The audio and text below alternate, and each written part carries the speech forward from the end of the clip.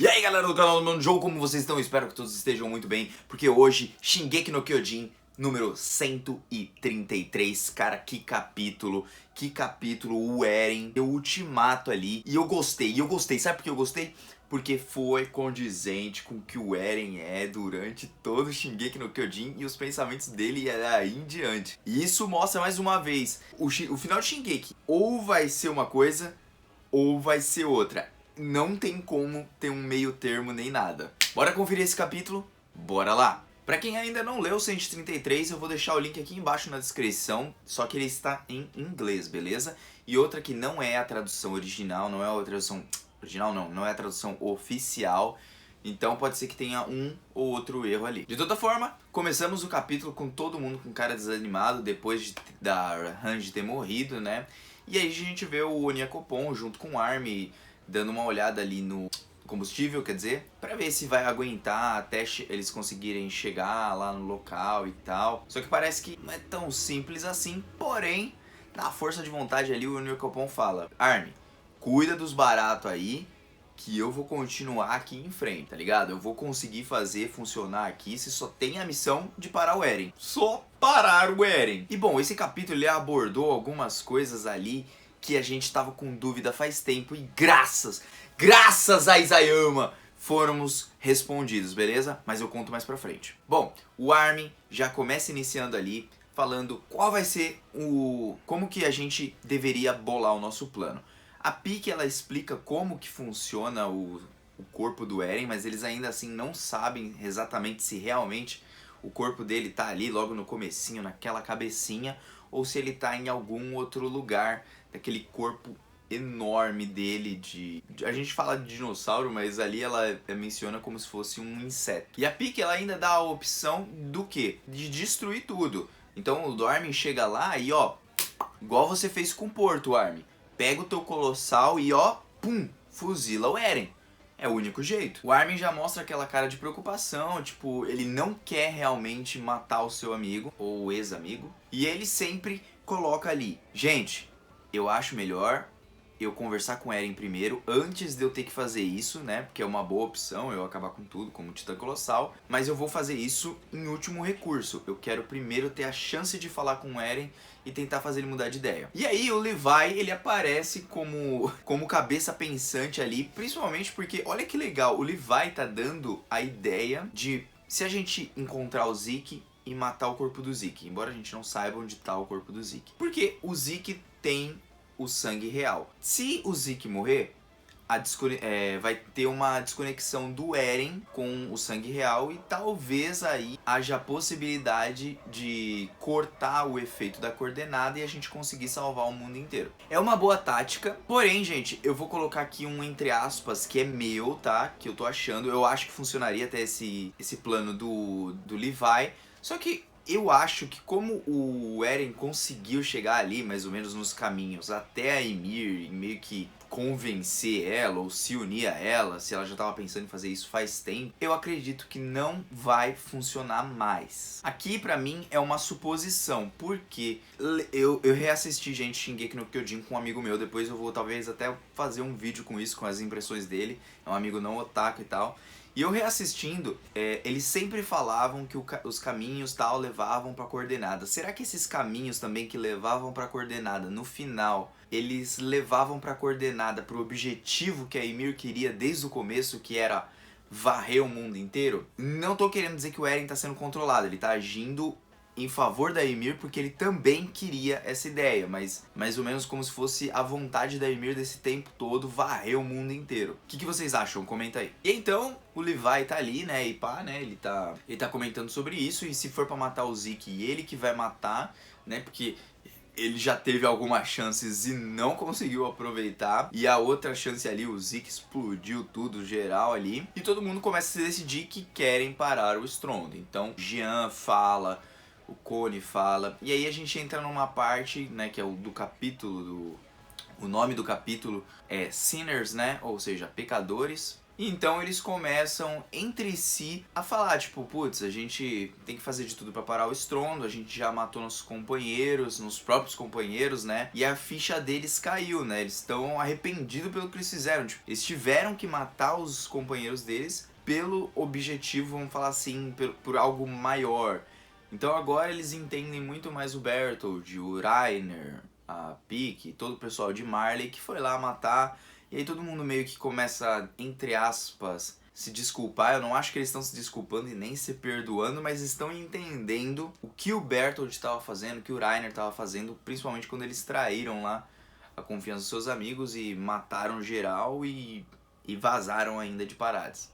E aí, então, eles pegam, né, se abraçam, ai meu Deus, né, eles não se abraçam, né, mas tipo, ficam se consolando um ao outro, o Rainer e tal. E aí quando o Rainer lembra da conversa do Eren, quando o Eren foi pra Marley lá escondido e depois estourou tudo os bagulho. Antes daquilo, eles tiveram uma conversa e o Eren falou que finalmente ele entendia o Rainer, mas agradecia o Rainer porque se não fosse tudo que ele fez, o Eren não estaria lá naquele momento daquela forma. E aí que a gente chega numa questão que todo mundo ficou pensando, não, que o Eren e tal, e papapá, que ele tá fazendo isso pros amigos pararem ele, porque aí, tipo, os amigos vão salvar o mundo e não sei o que. E aí o Rainer, ele começa a pensar, mano, eu acho que o Eren deixou a gente até com poder de titã pra gente poder parar ele, né? Tipo, a gente vai salvar o mundo, ele vai morrer, mas tipo, a gente vai salvar e é isso que ele quer. E o Armin também tava pensando nisso e ele pensou, pô, ele tinha o poder de todos os titãs, eles podia tirar nosso titã, né, e tipo, nossos poderes e tal, ter feito alguma coisa desse tipo, alterado memórias, não sei, mas ele não fez, ele deixou a gente livre, né, então talvez isso signifique que ele quer que a gente pare ele. E aí o Rainer começa a pensar que talvez ele queira passar o Titã Fundador pra alguém, pra acabar logo com isso e tal. E todo mundo fica naquela animação, né? Tipo, mano, a gente pode fazer isso, a gente pode chegar lá no Eren, trocar uma ideia. E finalmente, gente, a gente tem resposta pra isso. Porque logo em seguida, o que acontece? Todos são transportados para os caminhos. E o Levi faz um apontamento muito interessante. Porque mesmo a sei lá quantos quilômetros eles ainda estão de distância, será que o Eren está nos escutando? Ou seja, o Eren, ele pode escutar a voz de todos esses caras que querem parar ele, cara. E isso é muito interessante. Porque talvez ele possa estar escutando o Falco, a Gabi, vocês vão entender porque eu tô falando isso. Ele possa estar escutando todos esses caras que querem parar ele, tirando os Marleyrianos, que não são Eldianos, né? Mas talvez ele esteja escutando todo mundo. Então esses planos que eles têm em mente e tal, ou que talvez eles estejam conversando, o Eren consegue ver. E aí, puta poder overpower, né, Eren? Aí é pra ferrar mesmo. E aí a gente começa com a discussão de todo mundo ali, né? Discussão não, né? Todo mundo gritando pro Eren, Eren, você tá nos caminhos, fala com a gente, para esse caminho, o Parades já vai estar salvo aí até tal momento, a gente pode fazer um acordo com isso, a gente te perdoa depois. Aí depois que o Armin começa a gritar, aí grita o Cone também, aí eles começam, todos eles, no resumindo, eles começam a gritar. O Jean pede pra deixar o resto com eles, o Cone pede desculpa porque ele achou que o Eren tava rindo da morte da Sasha, e aí eles pedem desculpa, e que eles vão perdoar ele, e o Levi vai perdoar ele se ele parar esse estrondo agora. Todo mundo grita ali. Aí chega na parte da Mikasa, né? Uma parte toda especial. Ela fala que ela cometeu também os mesmos pecados que ele. E, meu, por favor, volte, Eren, volte, Eren. Só que até esse momento o Eren não falou nada. É quando o Levi, ainda bem, né? Ainda bem que tem um Levi nessa equipe. Porque o Levi já pega, por que você não tá falando nada? Fala alguma coisa, seu merdinha. O Armin dá um grito, e é nesse grito que o Eren começa a responder telepaticamente ali pra eles. E é isso que eu gostei, porque se manteve condizente e é um personagem que tá seguindo em frente. Eu não posso parar o estrondo. Eu não posso apostar o futuro de Parades em parar o estrondo. Eu vou continuar caminhando em frente. Então, todos entram em certo desespero. O Levi olha de longe, tem duas pessoas que ele pode ver ao longo da vista. O Eren ainda criança e a Ymir. Todos saem correndo atrás do Eren, né? Estranhando porque ele tá ali na forma como criança. O Eren tá ali junto com a Ymir também com os olhos sombreados. O que pra mim Não sei pra vocês, significou que o ódio da Ymir por todo esse tempo esteve ali. E o Eren é a companhia que ela precisava pra fazer tudo isso acontecer. Mais uma pessoa como ela que tivesse um ódio absurdo de tudo que tá acontecendo e quisesse zerar o mundo. Enquanto todos eles gritam, o Armin desesperado começa a perguntar: Eren, por que você não confia na gente? O que tá acontecendo? A gente sempre caminhou junto, vamos resolver tudo isso daqui junto. Eu não quero estar mais distante de você, assim. Putz, eles sempre estiveram juntos, né, galera? Putz, o resto de Shingeki, cara, foi tipo, caraca, eu vi todos eles juntos e depois o Eren se separar deles, assim, dessa forma, ficar distante, machuca demais o Armin.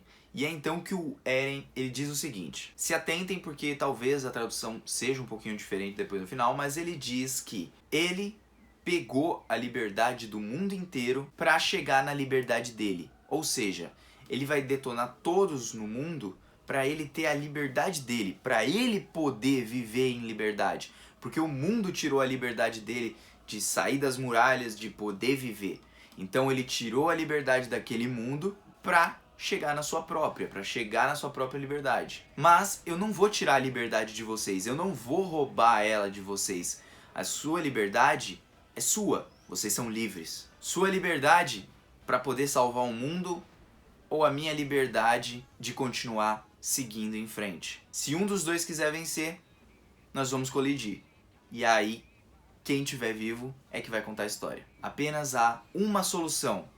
Uma única opção. O Eren deu um ultimato. E por que isso é bom? Simplesmente porque o Eren se manteve condizente com o que ele sente desde o começo, quando ele fala sobre buscar a liberdade. Quando ele vê alguém quebrando a própria liberdade dele, ele se sente muito mais disposto a fazer qualquer coisa para alcançar a sua própria liberdade. Porque o mundo tirou a liberdade do Eren. Vocês entendem como o mundo, né? Tipo, a maioria, pelo menos, os grandes poderes e tal, ele não tá considerando talvez as outras pessoas que ele tá tirando a liberdade também.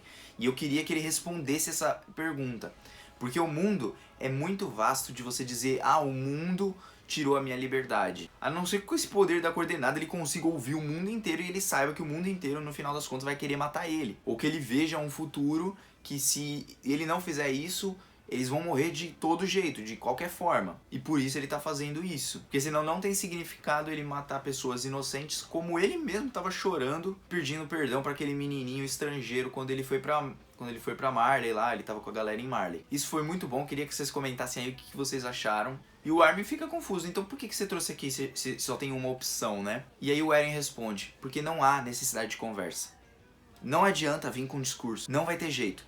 É uma opção, ou vocês vêm me matar, ou vocês me matam, ou vocês deixam eu terminar aqui o meu serviço. Vocês continuarão vivos, mas o resto do mundo vai morrer e só vai sobrar Paradis. Todo mundo fica no desespero, não tem o que fazer, e eles acabam voltando da coordenada diretamente pro avião, todo mundo ali.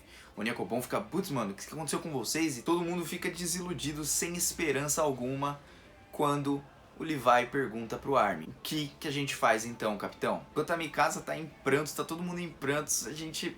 Cara, foi demais, se manteve condizente, foi muito legal de ver isso, cara. O Isayama trabalhou muito bem esse personagem do Eren, cara. Esse personagem do Eren é incrível e eu quero muito aguardar pra ver o que vai acontecer nos próximos capítulos aí, pra saber um pouquinho mais, né, como que vai se desenrolar todo esse caminho do Eren. Bom, cortamos então para a cena onde tá a Anne no barco junto com a Azumabito e eles estão indo para Hizuru, né? Ela acha que também Hizuru não vai estar tão legal assim, mas antes ir para Hizuru do que ficar lá junto com, esperando o estrondo chegar em cima deles. E aí a gente vê que a Azumabito, ela fez todo o contato entre o Zeke e o próprio Eren, né? Tipo, ela nem consegue acreditar que ela fez tudo isso e depois, né, acabou sendo, vamos falar assim, traída nesse meio do caminho. E a Enya chega a perguntar: e se Hizuru ficar tudo bem depois, seu país, tudo ficar tudo certo, você vai fingir ignorância assim pro que fizeram lá, o que o Eren fez e o estrondo? Você vai punir Paradis de alguma forma? E aí a Hizuru, ela dá uma resposta importante, porque ela fala que ela vai fazer de tudo para proteção de Eldia, né? Ela não pode, os pecados dela, ela não pode viver com esses eternamente se arrependendo. Então ela tem que fazer alguma coisa por Eldia, porque Eldia não tem culpa do que o Eren tá fazendo agora. A Anne se lembra de todo o seu passado ali, com seu pai, com a galera de Marley, depois com a galera de Parades e depois do Armin, né? O seu crush. Mas ela diz que é tarde demais. Quando o Falco e a Gabi chegam em cima dela e fala: Anne, eu tive uma memória do Zeke. E por que que o Falco teria uma memória do Zeke? Porque ele consumiu o fluido espinhal do Zeke. Então talvez tenha algum resquício ali de memória de Titã da própria família real. Talvez o Falco agora ele também tenha o sangue real e por isso ele consiga entrar também nos próprios caminhos. Vocês já pararam pra pensar nisso? Tipo, será que é possível? E bom, a Gabi comenta que a Titã Fêmea ela consegue imitar algumas coisas do poder de outro Titã, alguma coisa assim, pegando um pedaço do corpo dele. Pô, mano, não sabia desse poder não. Tipo, ela disse que não é grande coisa, Titã Fêmea e tal, não pode fazer muita coisa. Mas se isso é verdade, caraca, nós descobrimos agora sobre a Titã Fêmea, velho. E bom, eles acham que vai funcionar algum plano e aí o Falco explica que ele, graças ao sangue do Zeke, ele teve um sonho, teve uma memória, quando ele se tornou em Titã e tal, que tinha um Titã que voava. E se a gente parar pra pensar, olha o nome do Falco, né? Falco, Falcão. Por isso que o Titã dele parece uma ave, não parece uma mandíbula. Então o Titã Mandíbula pode ter sido um Titã em alguma memória anterior que não seja mandíbula, que seja um Titã voador, sei lá. E ele acha que ele pode fazer alguma coisa pela galera. Então, tipo, ele quer usar esse poder, vamos usar esse poder. A Azumabito também concorda e todo mundo vai usar esse poder dele ali, né, pra tentar parar o Eren. Então o Falco vai ser útil, eles não vão embora pra Rizuru no final das contas. E quando a Anne pensava que podia se livrar de tudo, né, se lascou, vai ter que voltar pra batalha. Daí pulamos pra outra cena onde a gente vê ali que sim, o pai da Anne conseguiu sobreviver. O pai da Anne sobreviveu, roubou um trem, salvou uma galera ali dos Eldianos e tá tentando chegar nos Zeppelins, né, nos aviões, pra poder fugir dali, fugir do estrondo e tal, ainda deixando o Marleniano lá, ó, cala sua boca, senão eu vou te matar. Então o Marleniano tá todo com medinho, a gente vê ali algumas famílias, né? A gente vê a família da Gabi, a gente vê a família do Falco, a gente vê a família do Reiner, a gente vê o próprio pai, né, da Anne. Só que os Colossais já estão chegando na parada e tem um monte de avião saindo em cima dos Colossais. O que eles pensam de início, né?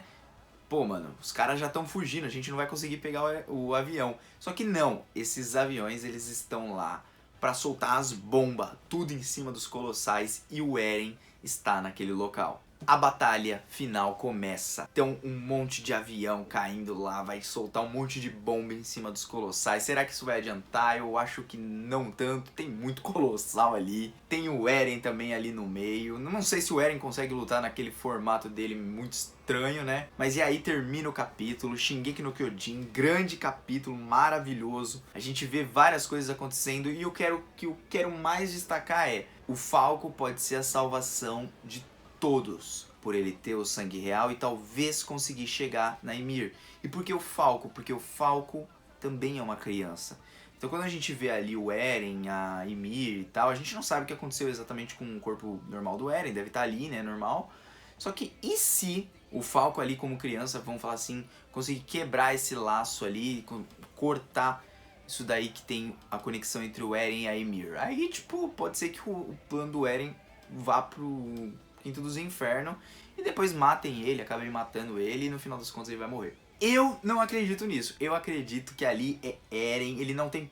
Eu não acredito que ele tem um outro plano nem nada. É aquilo e pronto, é a única opção. Vocês querem vir pra cima, vem me matar e pronto. Eu gostei muito disso. Isayama, cara, que história Shingeki no Kyojin. É tudo que não é clichê. O discurso não vai resolver porcaria nenhuma, é só guerra e é isso aí. Bom, galera, esse foi o capítulo de Shingeki no Kyojin. Eu gostaria de estar falando muito mais aqui, porque eu falo demais mesmo. E eu agradeço por vocês terem me acompanhado até aqui. Comenta aí embaixo o que vocês acharam desse capítulo. Mano, o Joe tá vazando e fui, galera! Mano, o vídeo total deu 30 minutos de eu falando, velho. Eu vou cortar pra caramba esse bagulho.